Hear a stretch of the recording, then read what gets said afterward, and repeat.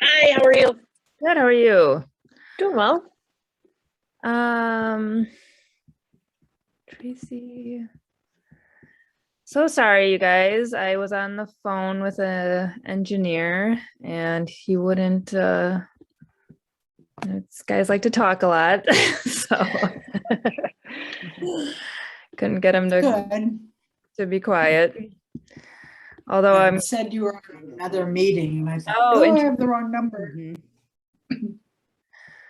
I think I accidentally started a new meeting under this login and then realized it wasn't the contract training code. So that's probably what Okay. All right. Interesting morning so far. Okay. So today we are going to be covering the contract to close process from a buyer's perspective. So when you have an accepted offer with a buyer, we're going to be covering the steps to take between accepted offer and closing. So, which can be more involved than when you are on the listing side. There's definitely more work involved, more dates and deadlines to keep on top of when you're working for a buyer. Another reason why we all like to get listings because they're just that much easier. Let me pull up my PowerPoint here.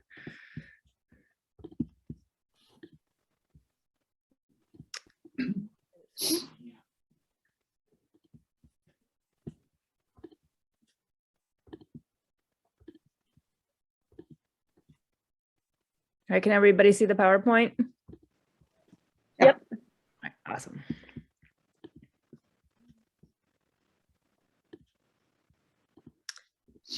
And I was trying to recall when I thought I had done this training like in the summer, and I looked back through the notes and it was February. This Time flies. time flies for sure. And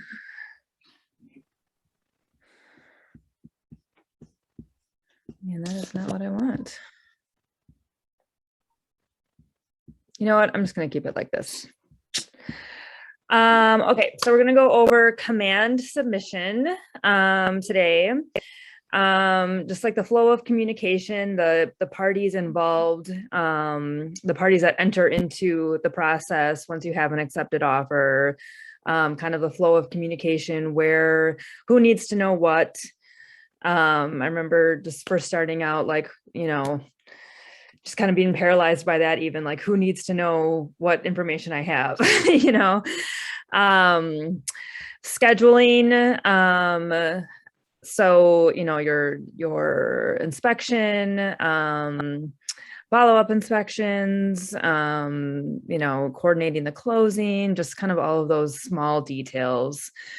And then I'll just throughout this, I'll just be going over some organizational tips, just stuff that I like,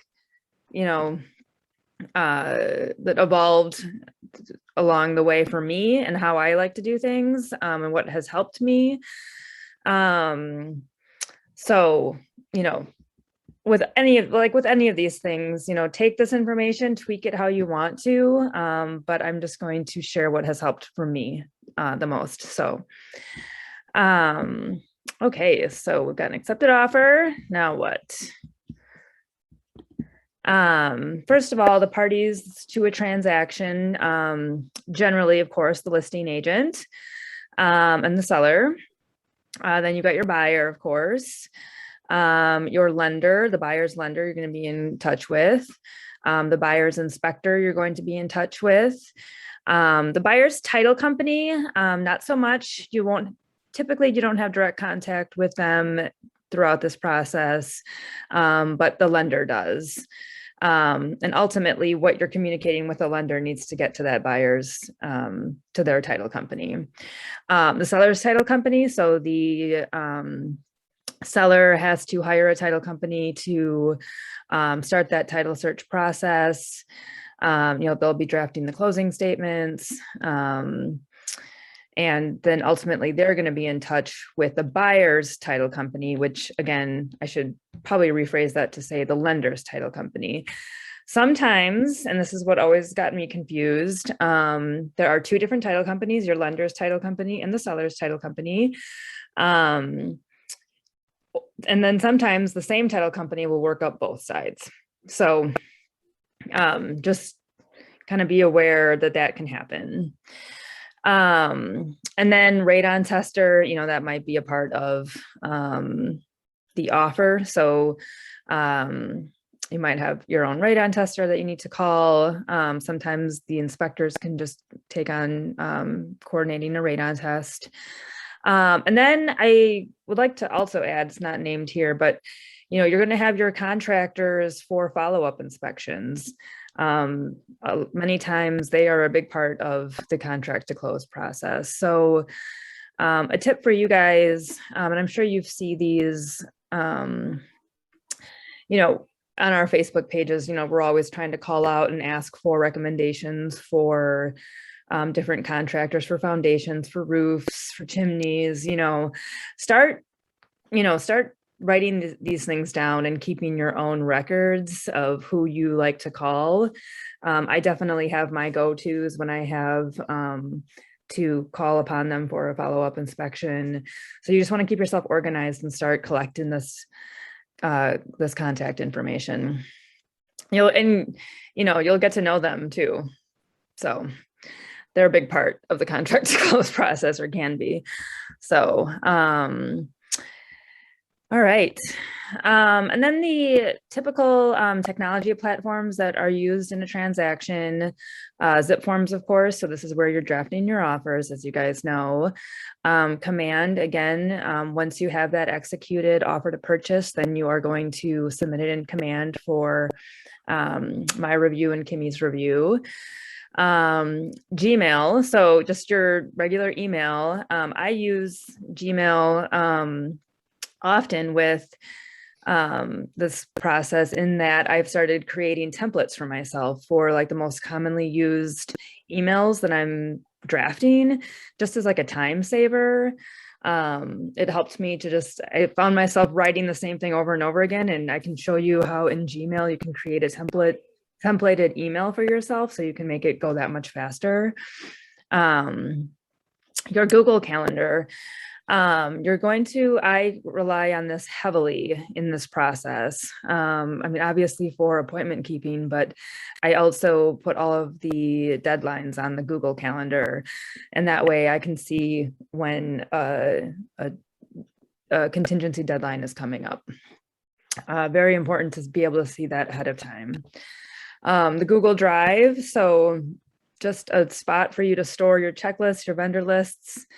It's any like online storage. You can use it the Google Drive. You can just use your desktop, of course. But I have found, just because the KW email is a Google-based product, it's just really helpful to use Google Drive, Google Calendar, and keep it all kind of using the same type of software. And then timeanddate.com.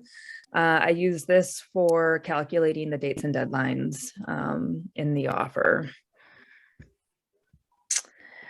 So the contract to close checklist, we have a copy, and I'm going to show you where you can find the copy of this.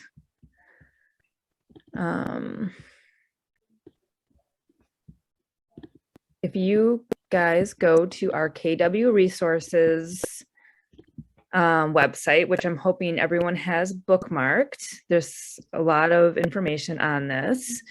But if you go to the resources link up here in the top right hand corner, there are new associate resources, so the listing and buyer checklists. And here they are. So we've got our new listing checklist. We've got our listing accepted offer checklist. So this is when this would be the checklist that you would use if you are on the, if you're the listing agent. Buyer accepted offer checklist, which is what we're going through right now. And it's just those three. So I do always like to make the point, use this as a basis, as a first step guide. But as you're like expanding your systems and, knowing, with each kind of checkpoint in the contract to close checkpoint, there could be a whole like list within a list, so this is a guide for you, but you might want to expand upon this and add even more checkpoints for yourself. Well, I gotta let somebody in.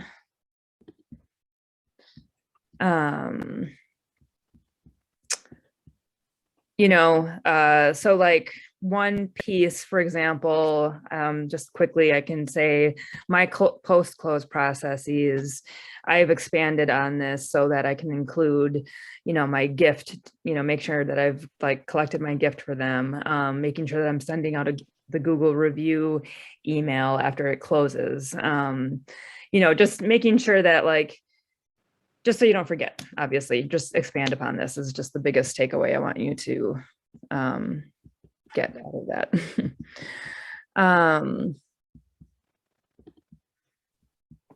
So we're going to break this down and kind of go through what you are first going to do within the first 24. Got another participant. So going over what you're going to be doing within the first 24 to 48 hours after this accepted offer.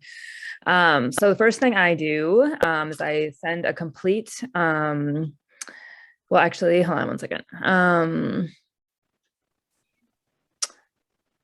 Okay, you are going to send a complete copy of the offer to the buyer's lender.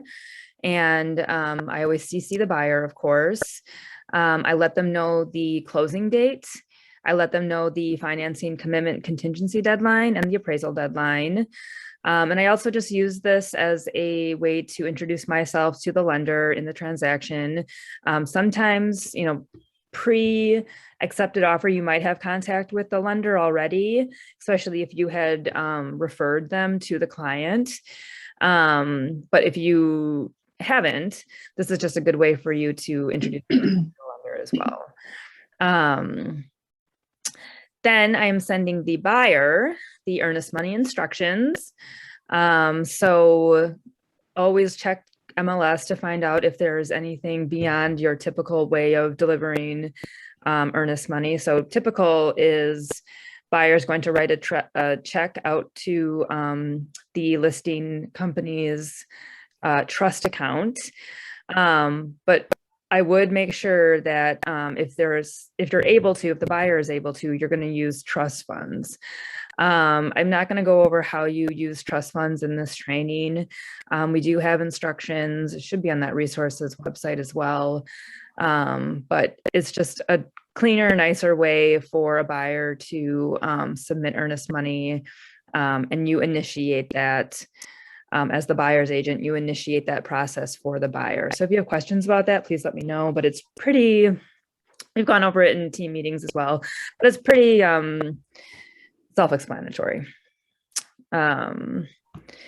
So again, earnest money instructions to the buyer, because usually that is the first thing that needs to get done within the offer. And then the inspector list to the buyers. So if there's going to be an inspection contingency in the offer, we need to have that buyer set up that inspection right away. I send them a list of my top 3 inspectors.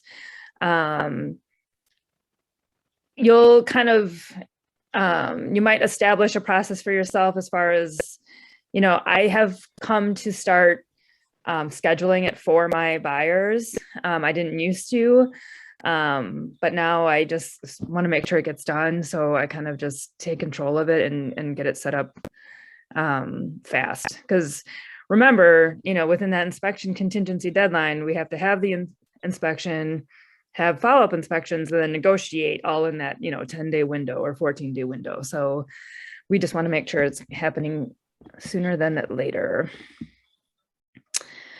So once you have that inspection date and time coordinated, then you're going to communicate that with the listing agent, of course. So, you know, I think nowadays people are typically just logging that inspection time into showing time. And that's generally the quickest way for the listing agent to see when it is, and the seller can go ahead and approve it right away as well. So that would be my advice. Instead of communicating directly with the listing agent, just go to showing time and log it that way. Next point in my process is the dates and deadlines letter to the buyer. And that is actually going through and calculating all of the dates per the offer, the deadlines per the offer. I put it out onto a templated letter that I have, and then I email that off to the buyer. And then I'm taking that same dates and deadlines letter and I'm sending it to the listing agent, slightly modified because I'm changing the communication of who I'm sending it to. And then I'm putting those dates and deadlines on the calendar. I'm going to show you guys all of this in just 1 second. But then I just want to make the final point for that first 24 to 48 hours. Once you receive the earnest money receipt, you're going to disperse that receipt to the lender and to the buyer as the buyer's agent. That's who you need to deliver it to. So let me show you guys the dates and deadlines letter. So this again is a template that I use. We've got, you know, just a quick congratulations. And then I write out when the offer was written. Again, this is all stuff you're pulling from the offer to purchase. So when the offer was written and when the offer was accepted, that's important for you guys to have on hand for quick reference, because when you go to draft a notice or draft an amendment, it asks for those two pieces of information. So, you know, when I have to draft an amendment, I'll quick go back to the dates and deadlines letter and grab it. Purchase price.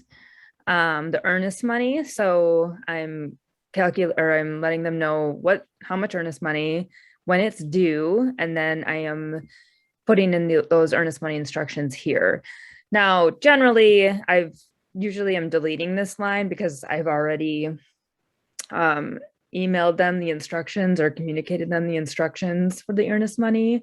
By the time I get to this, it's all about timing. So if you haven't given them the earnest money instructions already, you can include it here. If not, just delete the line. So proof of financing. So this is what I would call maybe like a soft deadline, where it's like not a deadline that you have to meet per se. And maybe Joni has a better way of explaining this as well, but I've just included this deadline in the old offer to purchases. It was a hard 7 days that we needed to have the proof of financing delivered to the listing agent. And that proof of financing can just come in the form of an email from the lender to the buyer or to yourself stating Mr. and Mrs. Buyer have started the application process. And the reason why a seller wants to see this is because we want to make sure that they're going to be meeting their appraisal deadlines and their financing contingency deadlines. So we have had it where buyers have dragged their feet and haven't communicated to the lender that they had an accepted offer. That's also why I've put it in my process just to deliver the offer myself to the lender, just so I know, again, that the wheels are in motion versus relying on the buyer to send that accepted offer.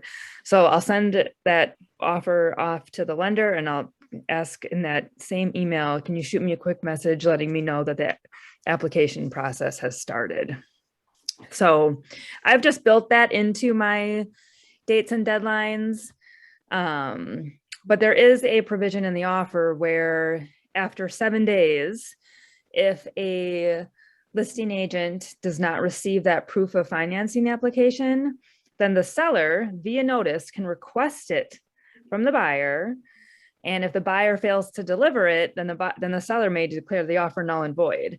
So that's pretty significant. It's really significant. So I've just made it a part of my practice just to let everybody know that yes, buyers have completed that application process. I think it's very rare that it's enforced or has been used, but this is why we started making it a point to spell this out for everybody, because a seller was able to get out of an offer that they wanted to move on to a secondary offer through these means.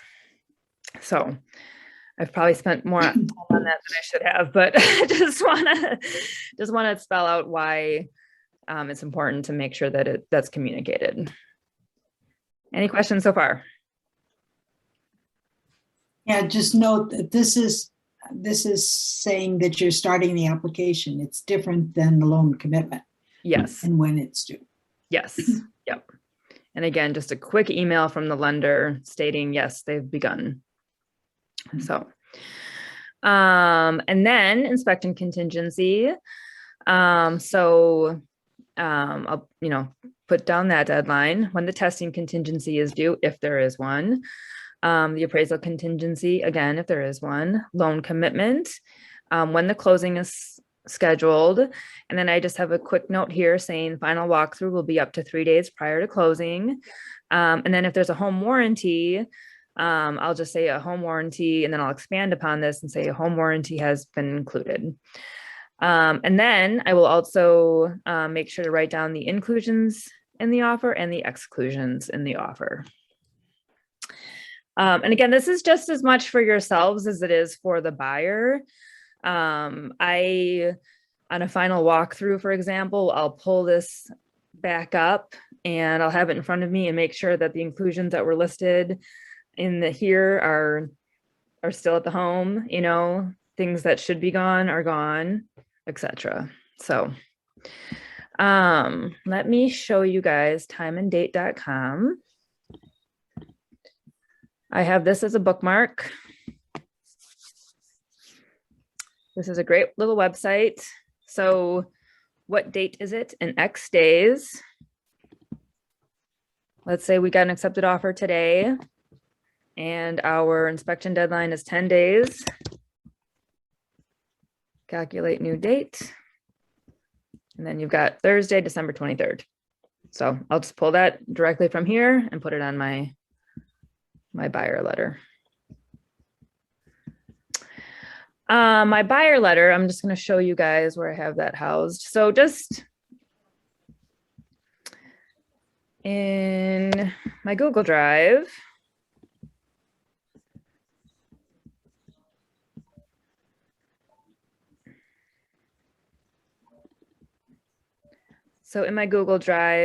I've got a buyer folder and a seller folder. So here I keep everything that I use in a transaction. So the buyer dates and deadlines letter, I'll come up here, I'll create a copy, and then I'll just start plugging this in. And then I'll make a PDF of this and then send it to the buyer. If you guys want a copy of this, please feel free to reach out to me if you don't have something like this already, and I can share this.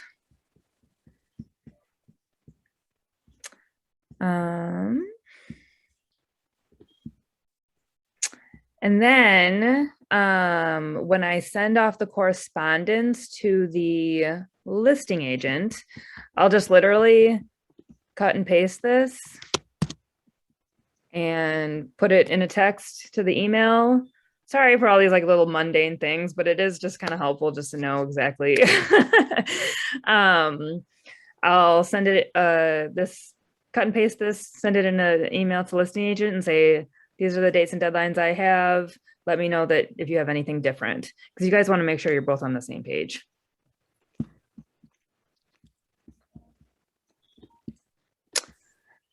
All right. And then adding deadlines to the chat.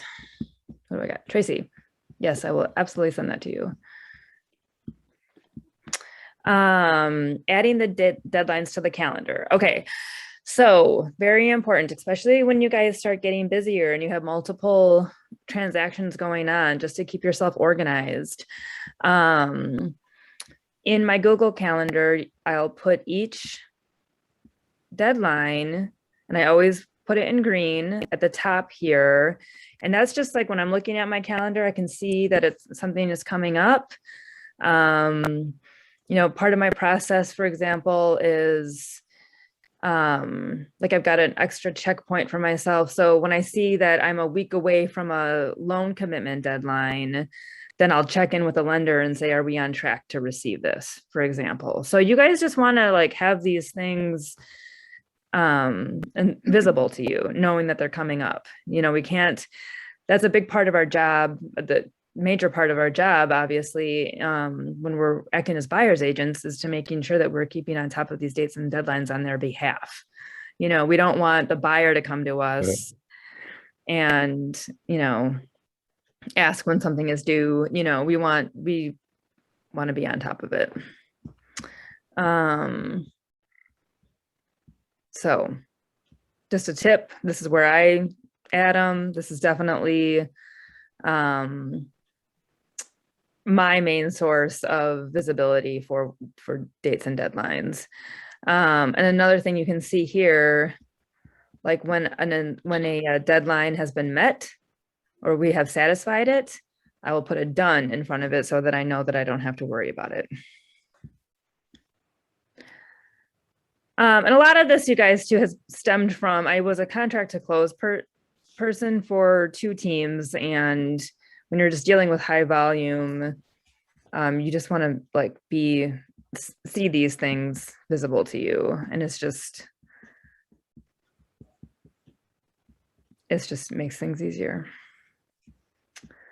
All right. Creating a Google email template. So, back to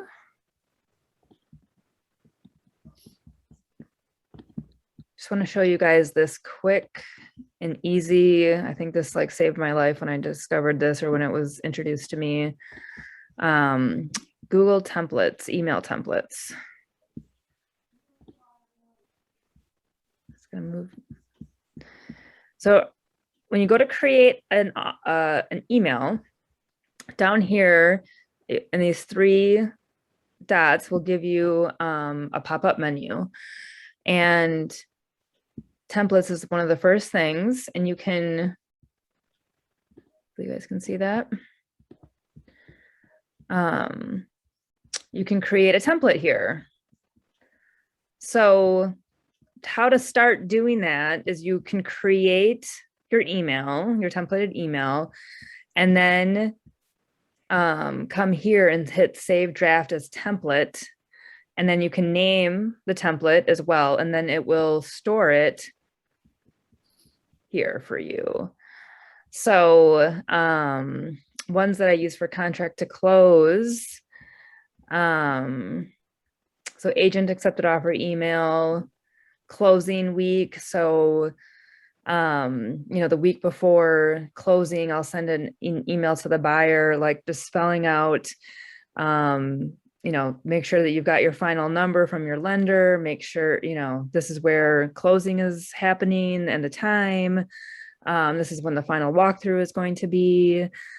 Just kind of like a reminder. Then I've got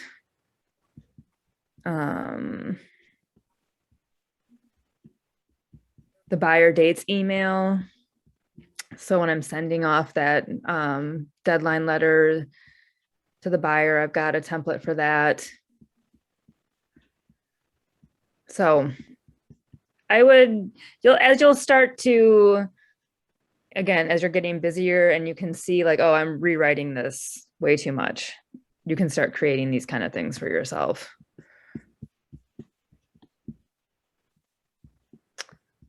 Just another tip.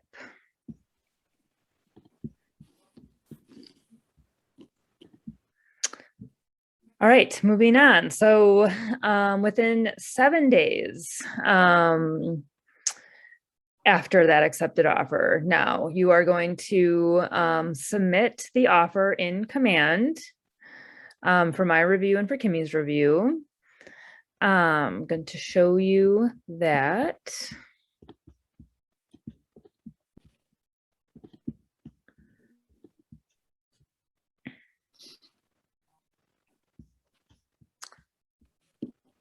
So along the left-hand side here again, and if you guys should, I'm looking to see who's all here. You guys should all be familiar with this. You're going to create the opportunity.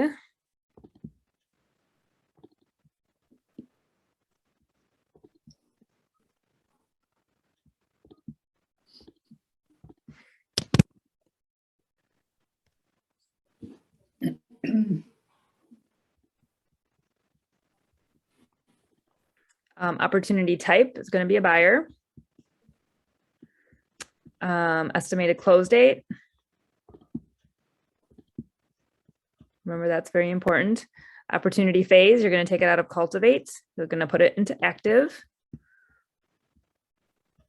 Opportunity stage, you could leave it at searching or showing or negotiations, actually. Let's do that. Then you're going to hit create. Go commission rate. 0.4%. Then you're going to hit create. Then you're going to go to documents. You're going to pick your checklist type. So whether it's a condo buyer or a single family or two family purchase.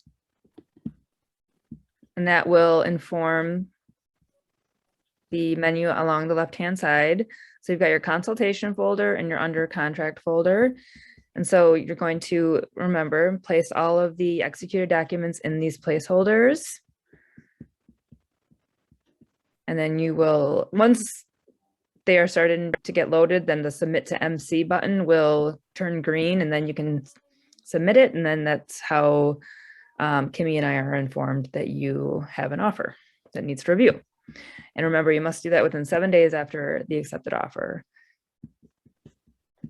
We've got separate trainings on this, so I'll leave that for those individual tech trainings.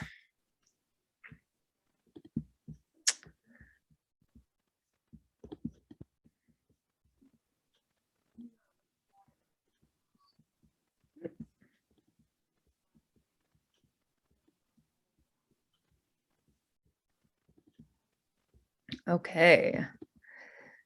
And then throughout the transaction, so the next 7 to 25 days. So, you know, you've got now your earnest money that's off. That should be within, you know, no later than 5 days. You've got the next contingency item that is up is typically the inspection contingency. That might line up with the appraisal contingency, not often.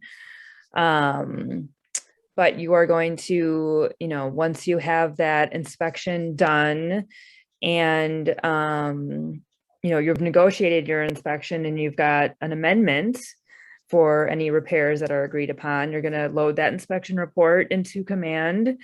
You know, I get the question often, you know, I don't have my inspection report yet. Should I still submit the opportunity? Yes, you should. You can always add the inspection report once you receive it. And then same with amendments. You know, you might be drafting multiple amendments throughout the transaction. You'll just add those along the way, and then keep resubmitting the opportunity. So I've got inspection report and test results to the listing agent. Then obviously the amendment will be, everyone will have a copy of that. Any amendment that you receive as a result of an inspection, you're going to want to make sure that you get that over to the lender. So let's say there was a price reduction or a closing cost credit as a result of the inspection negotiations. You're going to want to make sure that the lender has that information, because then they'll need to share that with their title company. Then at this point too, I'm verifying that the appraisal has been ordered. So I'm usually doing that right when we're through inspection. So I'll send that amendment off to the lender, and then also say, hey, if you haven't done it already, please go ahead and order the appraisal. Then I, do one more check-in to make sure that we're on track for loan commitment deadline. Again, that's an opportunity for the lender to say, actually, we need X, Y, and Z to happen. Then throughout this period too, you're going to receive the title commitment. And that's going to come from the seller's side, the seller's title company. You're going to review that title commitment. There's separate trainings on that title review process as well, that Jenny from Focus Title will conduct or has conducted. And if you have any questions on that as well, please let Joni or I know. We're not supposed to have, we can check for things that we know are obvious, but I always like to communicate that if there's a major title defect, the title companies will let you know. It's not on you to make sure that you're catching those things, right? But you're going to want to kind of start to learn how those read, just so that you can ask questions back to the title company. I've got a question. I'll have to check, Katie. Usually what happens is Jenny is coming to productivity coaching for that. So I'll have to see if those are on the YouTube channel. One thing I want to bring up, I like the fact that you're including these verify that the lenders ordered the appraisal and the lender is on track to meet the loan commitment. That's basically not a high priority for the lender to know when your loan commitment is due. So you have to really kind of nudge the lender to say, we have this down for 30 days, we're 15 days into it, where are you at this point? Is there anything else my buyer can get to you? But keeping that in touch. So many of the phone calls that I get, and I'm sure Steph gets too, is the agent, the buyer's agent, is sort of assuming that the lender's on track and knows the contract and is on track to getting the loan commitment in, and or ordered the appraisal. But so many calls I'm getting is, the lender hasn't even ordered the appraisal at this point, and it's all the way up to the week before closing. That's your responsibility 2 weeks earlier to make sure that you're communicating with the lender about these deadlines in a very nice, polite way. But yes. I always like to say, or just like, your job moves from like agent, negotiating, that's your strong suit, right? But then you're also like a micromanager in this process, for sure. I've had many people annoyed with me, but that's okay, because that's our job. So yeah, to Joni's point, we have to advocate and be on top of this stuff for our buyers. That's our job. Mark reminders on calendar to check in with lenders on appraisal order and loan commitment. So I've got my deadline on the calendar, but I also have a deadline or a checklist item for myself a week before, check in with lender. So just whatever's going to keep you guys organized, because you think you're going to remember this stuff, but you're not, so, and then it also might be a good opportunity to just also say that if you guys ever have an interest in using a contract to close person like Focus Title, that is definitely an option, and encouraged. Obviously, once you get to a certain volume, you're not going to want to handle these things yourselves. But it's very important that as an agent that you have a good understanding of how this process works. You want to be able to answer questions for your buyers.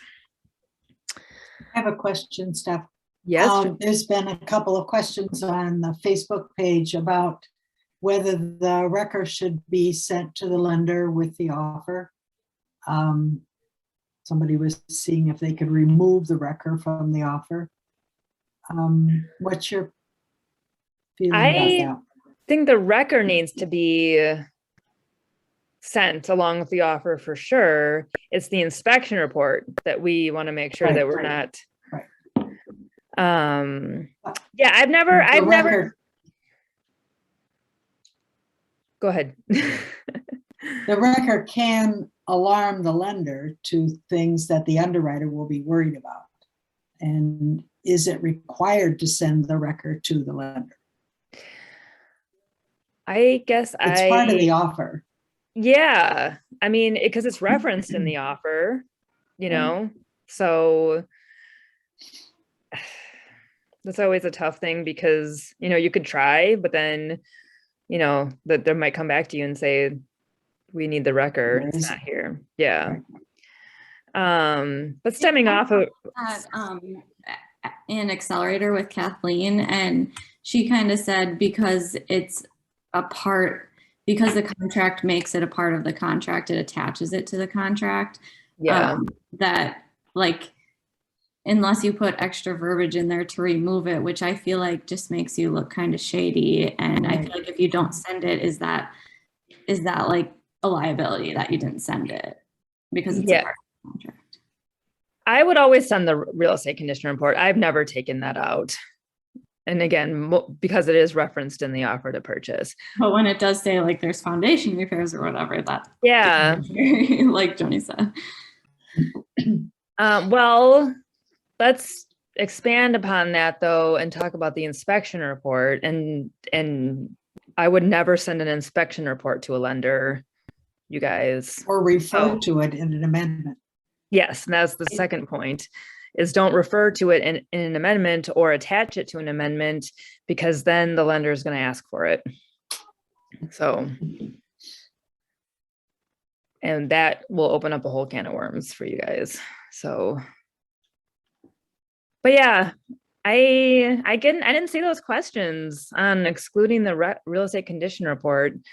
To me, that's, I just have never done it. So I've never gotten the question to include it. So I would, you know, to me, it's like, again, like it's like an attached addendum A or addendum S. And since we refer to it in the offer to purchase in those first few pages, then I've just always sent it. So okay.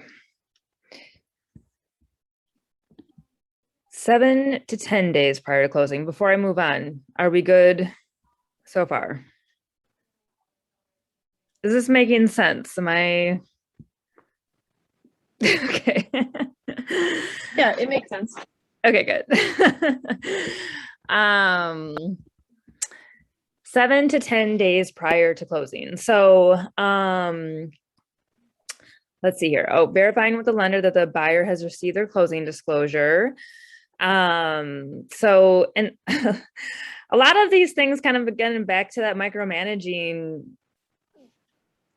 where you feel like you're micromanaging the situation. You know, you want to be able to rely on the lender to make sure that they're getting that closing disclosure to them within 3 business days prior to closing.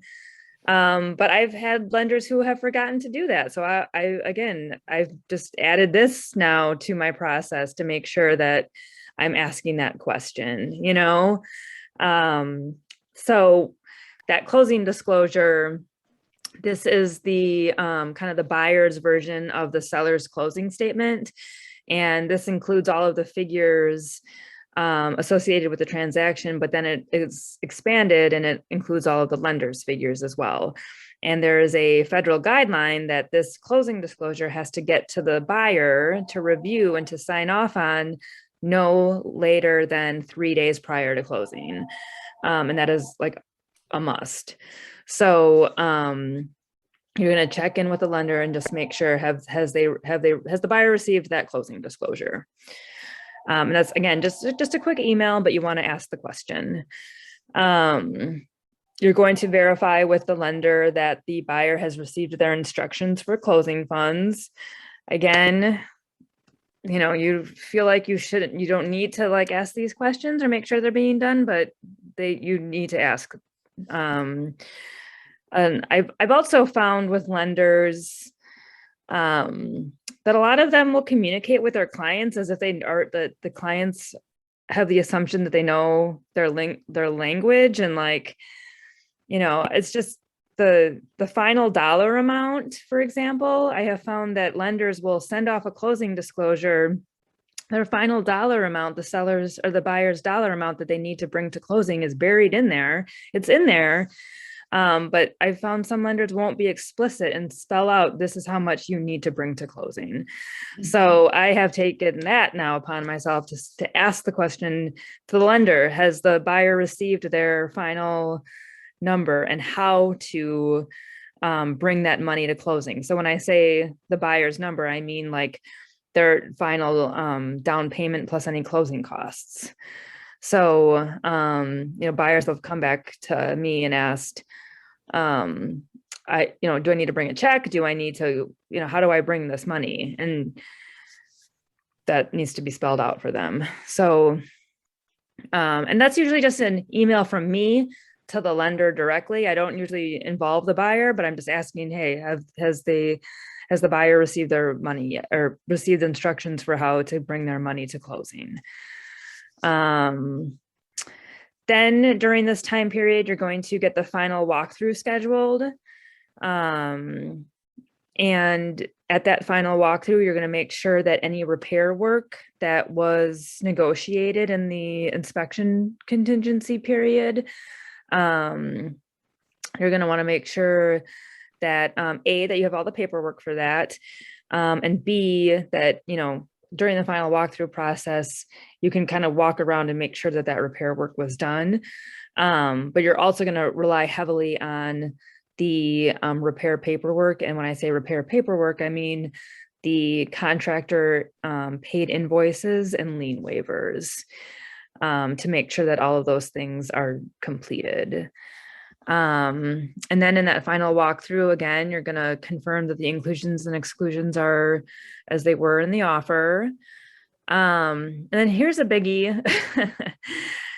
And maybe Joni and I can actually like talk through this, you know, in real time. When you do a final walkthrough, the home may not be vacant. It's kind of I'd say an area communication where, you know, we're kind of all guiding our sellers as listing agents. We're guiding our sellers. You have an hour, you have up until an hour prior to close to be out of your house and in broom swept condition. The final walkthrough, that might happen earlier than a seller is completely out. So if they're not completely out, do you, as a buyer's agent, want to have another opportunity to do a final walkthrough or another walkthrough to make sure that everything is out? If you do that, you do need to get permission from the seller, you know, in order to go back through a second time. The contract is vague on this point, and the reason why I'm driving this all home is because there have been disputes on how many times a buyer can go back through a home. And it's gray in the contract. It says that a buyer is afforded a final walkthrough within that 3 days. But that doesn't say anything more about the seller automatically allowing them to come back through multiple times to make sure they're out of the house. So it's just, you know, usually there's no issues with these kind of things, but, you know, if you're going to go back through a second time, as a buyer's agent, you do need to make sure that you are getting permission from the seller. You can't just go through. Oftentimes if there is, it's communication with your buyer as well, because sometimes you can see that the seller is in the middle of moving out. I use this time as an opportunity to communicate back with the listing agent to say, beyond personal property, I feel like A big point of contention is like building debris that's left behind. So if you as the buyer's agent see those kind of things, get back in touch with the listing agent and say, can you please make sure that the seller knows that they need building debris out of the attic, garage, basement as well. And then it's all a case by case basis, judgment calls. But if you as the buyer's agent feel like you want to run back through as well, I've done that before. So it's just communication with the selling side and making sure that you're allowed to go back through. So, and that's really important. There have been recently listing agents filing complaints with the GMAR that an agent with the buyer or without their buyer went through the property for final walkthrough without actually a confirmed permission to go through. And what some of the agents have done was send an email to the listing agent and said, we're just going to run through the property from 2 to 4 or 2 to 3, day before closing, and then go over there and do it. And the listing agent can file a complaint on that because they didn't get confirmed showing to do that. yeah. And there's a big fine for that too. Mhm. So that's really important. You just can't consider walkthroughs as something casual. Yeah. And don't take an inspector through the walkthrough. No.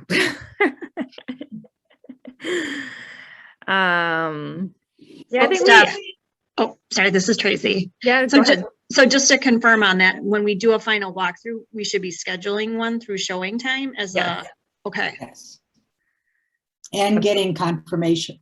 Okay. So, Yep. Yeah, I think that Joni and I actually touched on this in a training around the inspection. But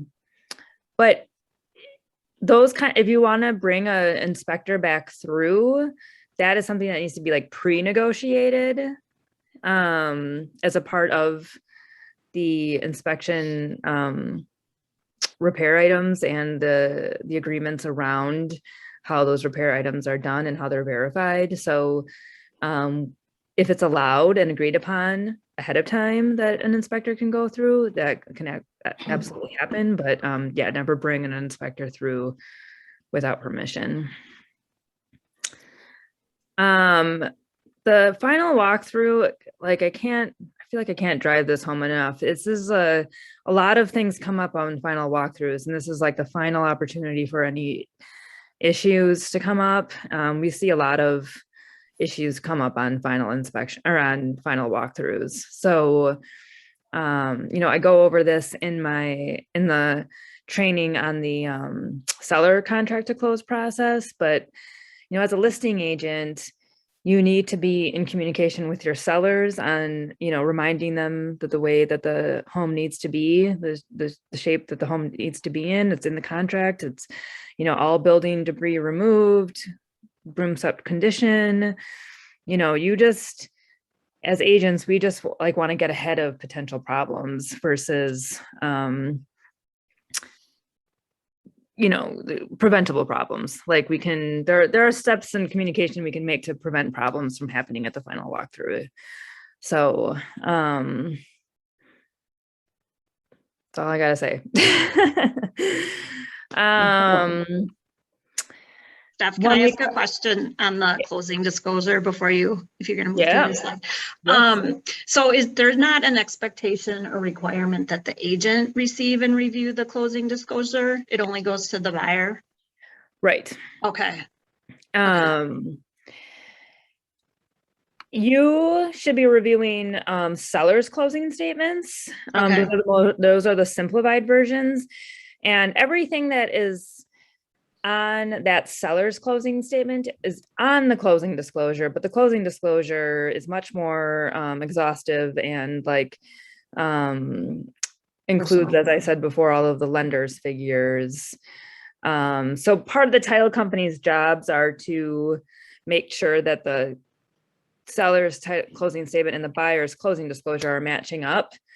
Got So if you review that closing statement, the simplified version, then that would be sufficient. But Okay. and there's a number of things that you're going to be checking for on that. And that comes after this closing disclosure comes before there's like a final closing statement, or? It's all kind of happening simultaneously. So like Okay. the seller's title company is preparing the seller's closing statement. Buyer's lender's title company is preparing the closing disclosure. Then the title companies are gonna communicate with one another and make sure that they match. Yeah. But you as a buyer's agent will receive a copy of the seller's closing statement Okay. to review, and you'll get Okay. that from the title company generally you're getting it from the title company. Okay. But back to your point with the closing disclosure, it's rare that you would receive the closing disclosure at all. That's usually a direct communication between the lender and the buyer. Okay. Your involvement again is just making sure that they're receiving it. The Okay. buyer is receiving it. Yeah. Got it. Okay. 1 week prior to closing, making sure that your opportunity is approved.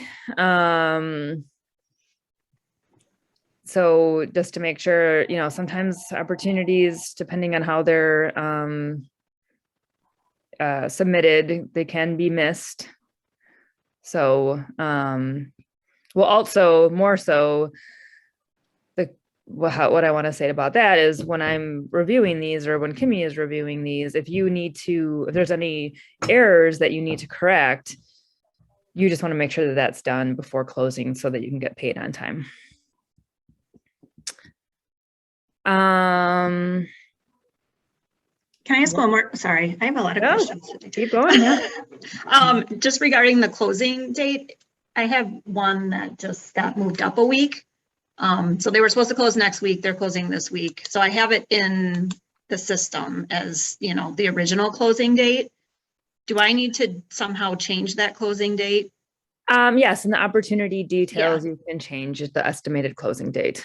Because I did find one spot where it let me change it, but overall in command, it's still showing the original closing date. Oh, really? It's Okay. not like allowing me to change it.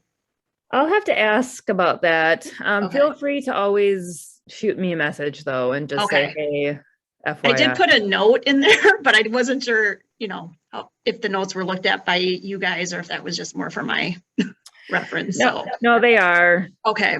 They are. Okay.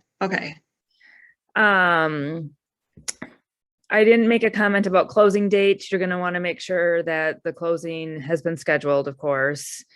And then another thing that I didn't include in this is key exchange. This is another small but very significant step that gets missed. At the final walkthrough, when you're coordinating that, I would ask the listing agent, hey, should I grab the key in the lockbox?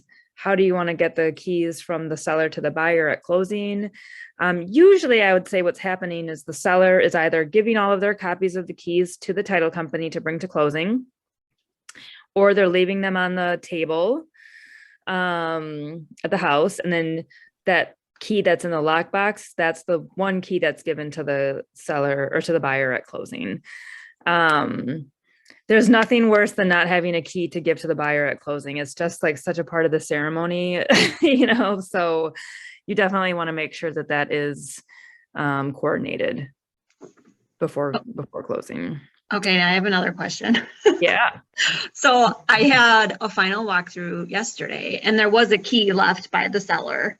Okay. And I didn't take it and I didn't have the buyer take it because I was nervous about them having a copy of the key before they actually close. Which you'll never give a copy of the key prior to closing. If you're going to take a key from a lockbox, you'll hold on to that for those couple of days. Okay. Okay. So it would be okay for me to take the key that the seller left, but not for the buyer to have it.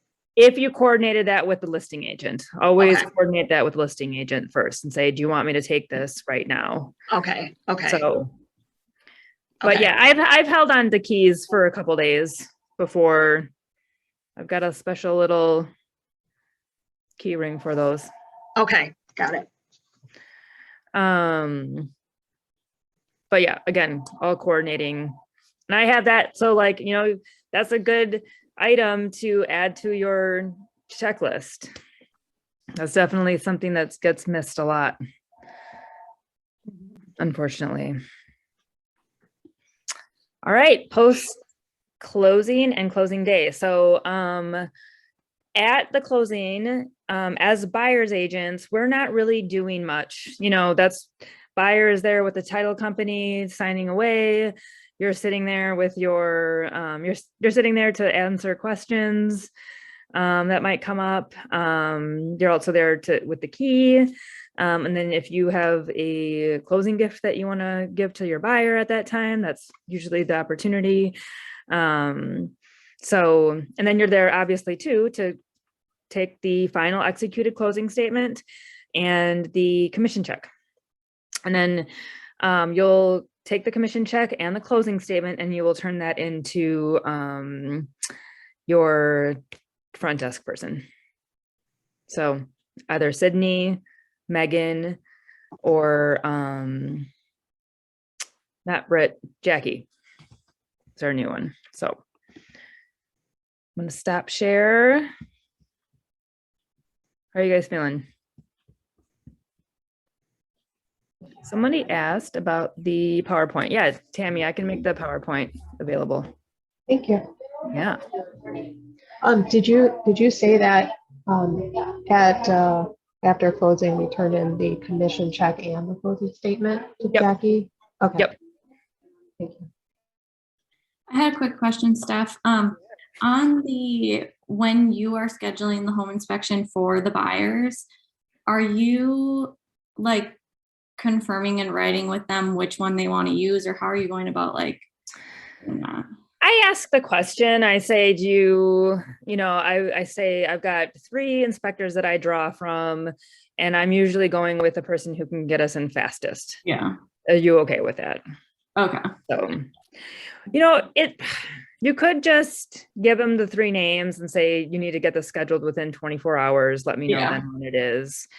And I used to do that. I just started doing it, so.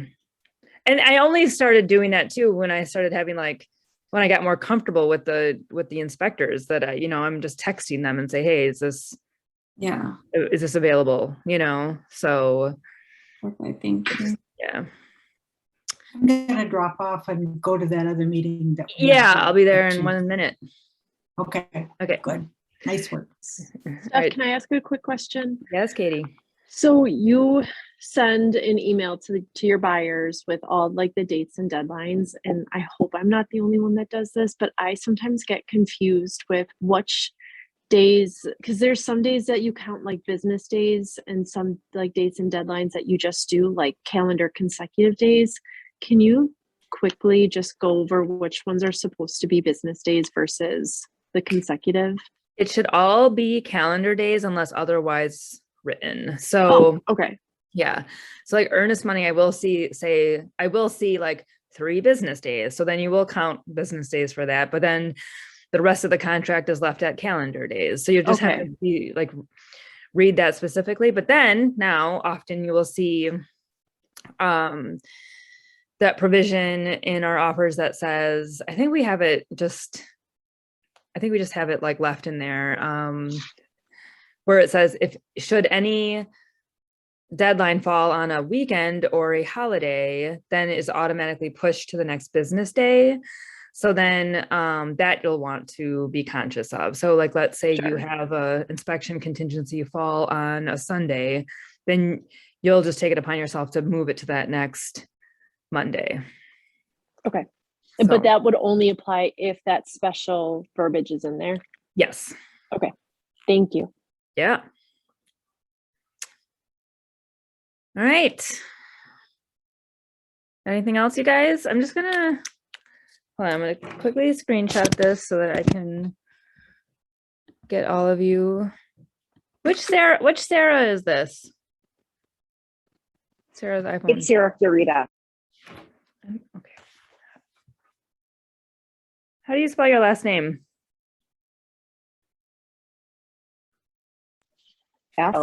Forita. Okay, perfect. All right, you guys, I'll get you a copy of the PowerPoints and I'll give you guys a copy of my dates and deadlines letter too. Thank you. Yeah, thank you guys. Thank you. All right, have a good day. Thank you. Bye. It was awesome. Bye.